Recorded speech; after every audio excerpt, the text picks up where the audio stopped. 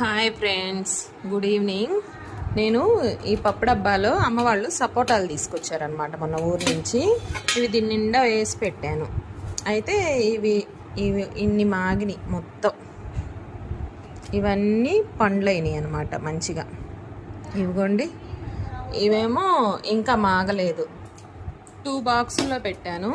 ఇంక ఈ కొన్నే మిగిలిపోయినాయి, గడ్డుగా ఉన్నాయి. ఇవన్నీ పండ్లైనవి. ఇప్పుడు మీకు తీసి చూపిస్తా ఎట్లా ఉండిద్దో. ఒక 2 చూపిస్తాను, మీకు తెలుస్తుంది. ఇవి నాటకాయలు అనమాట.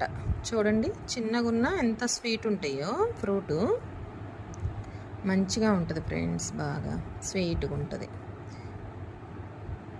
చూడండి, చూపిస్తాను.